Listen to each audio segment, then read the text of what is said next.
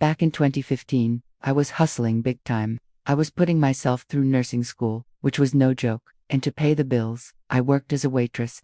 But this wasn't just any restaurant. What was wild about this place is that it never advertised. Seriously, not a single billboard, no TV commercials, no magazine ads, nothing. So how was it always packed? Pure reputation. People came because they heard it was great, and they left telling their friends how amazing it was. It taught me a powerful lesson. When you deliver incredible value and create an amazing experience, word of mouth becomes your best marketing tool. It's a principle I've carried with me ever since, from nursing to everything else I do. It just goes to show, quality speaks for itself. Thanks for watching, and don't forget to subscribe for more stories. I've been in the restaurant business for a long time, and I've seen it all, or at least, I thought I had. But every once in a while, a table comes along that truly tests your faith in humanity. This particular Saturday night was humming along smoothly. The kitchen was in a rhythm, the floor was busy but manageable, and my team was crushing it. I was feeling good, proud of my crew. Then came that table. 6 20-somethings, full of that weekend energy, and one self-appointed leader. You know the type, the one who speaks for everyone, whether they want her to or not. A new waiter, barely a month on the job, came over to me, looking a little flustered. He whispered, "They want something that's not on the menu. She says the other location makes it for her all the time." Now, this is a classic move, but I'm not one to shut down a request without trying. It's about hospitality, right? I took a breath, assessed the situation, and told him calmly, "Ask the kitchen. If they have the ingredients and they say yes, we'll do it." I wanted to show my new guy that we're a team, and we solve problems together. A few minutes later, the chef gave the thumbs up. The kitchen agreed, and that's when it started. The waiter, bless his heart, brought out the special dish first, just for her. As he set it down, she waved him away before he could even ask if she needed anything else. He returned with the rest of the food for the table. She stopped him mid-stride, complaining her drink wasn't refilled. He scurried off to get it. When he came back with the drink, she demanded extra sauce. Every single time he approached the table, she needed something else. It was a relentless cycle. No manners, no patience, no mercy. It was like she was enjoying the power trip. I watched from a distance, my blood starting to simmer. It wasn't about the requests themselves. It was the way she did it, the complete lack of respect for the person serving her. The rest of her friends just sat there, awkwardly silent, probably too intimidated to say anything. I could see my waiter's confidence shrinking with every trip back to that table. His shoulders slumped a little more each time. That's when I knew I had to step in. This wasn't about a difficult customer anymore. This was about protecting my team. I walked over, put a hand on my waiter's shoulder, and gave him a look that said, "I've got this." I approached the table with a calm, firm smile. "Hi there, I'm the manager. It seems like we're having a little trouble getting everything you need in one trip. To make things more efficient for everyone, let's try to get all your requests in at once. What else can we get for you right now?" She was taken aback. The power dynamic shifted. The rest of the table looked relieved. After a moment of stunned silence, she finally listed a few more things. We got them for her, and for the rest of their meal, she was quiet. The new waiter finished his shift, and I pulled him aside. I told him he handled it well, but that he never has to tolerate disrespect. We're a team, and we have each other's backs. That's a lesson far more valuable than any tip. Thanks for watching, and don't forget to like and subscribe for more stories from behind the scenes. It's a Saturday night, the restaurant is packed, and I'm in the weeds, deep in the back of house. The lights are dim, everything's gleaming stainless steel, and the air is thick with the sounds of a busy kitchen. That's when my new waiter, let's call him Leo, pulls me aside. He's just a kid, maybe 19, and he looks pale. His hands are shaking. He leans in and whispers, "Hey, that table in section 3. The main woman says she's a trainer at the other location. She's been mocking me all night. Says I'm the worst waiter she's ever seen." My blood ran cold. This was Leo's first week. He was trying so hard, and this trainer was tearing him down. Suddenly, everything made sense. The constant complaints, the condescending tone, the little digs I'd overheard. Leo continues, his voice barely audible over the clatter of pans. "They want multiple employee discounts. They said since there are a few of them who work for the company, they should each get one, and they say it's all of their birthdays." A beat of silence. Every single one of them. The alarm bells in my head weren't just ringing, they were screaming.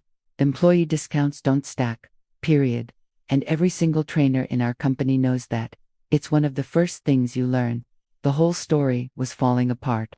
I took a slow, deep breath, letting a calm smile spread across my face. But underneath, I was furious. This wasn't just a scam, it was bullying. They were targeting the new guy, thinking he wouldn't know any better. I looked at Leo, whose confidence was completely shattered. Okay, I said, my voice steady, go to the kitchen, prep the birthday cakes, but don't you dare go back out to that table. Not yet. I walked back towards the dining room, my smile still firmly in place. They wanted to play games, fine, but they picked the wrong restaurant, and they definitely picked the wrong manager. I was about to teach this trainer a little lesson of my own, one she wouldn't find in any employee handbook. Stick around for part 2 to see how this all went down. You won't want to miss it. Thanks for watching, and don't forget to subscribe for more stories from behind the scenes. I've seen a lot of things working in retail, but this one really stands out.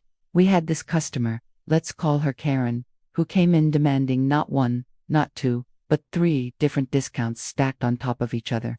Now, our store policy is clear. 1 promotion per purchase, period. We explained this to her calmly, multiple times, but she wasn't having it. She started getting louder, making a scene, and then she dropped the bomb. I worked for corporate. I know the CEO. You'll give me these discounts, or you'll be fired. Now, this is a classic move, right? The corporate threat. Usually, it's a bluff. But this time, she even had an employee ID. My manager, bless her heart, tried to reason with her. She explained that even for employees, the policy is the same. No stacking discounts.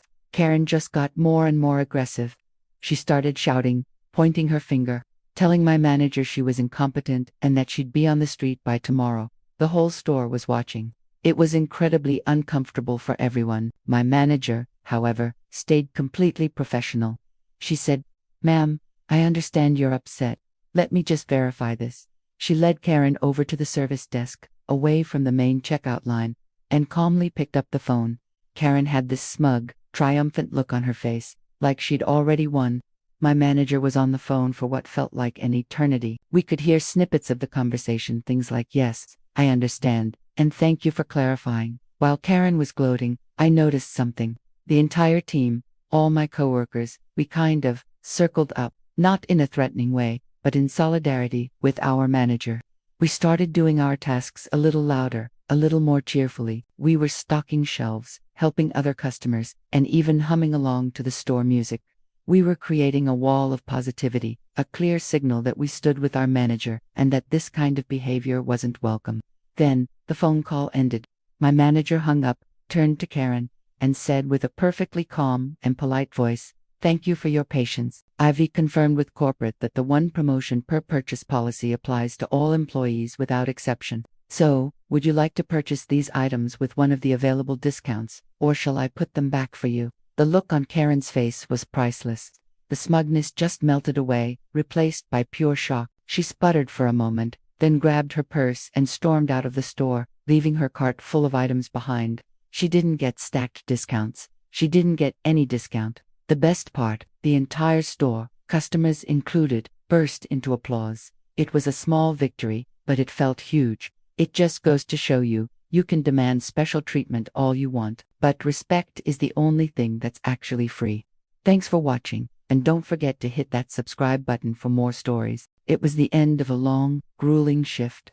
The restaurant was finally quieting down, the last few stragglers paying their bills and heading out into the night.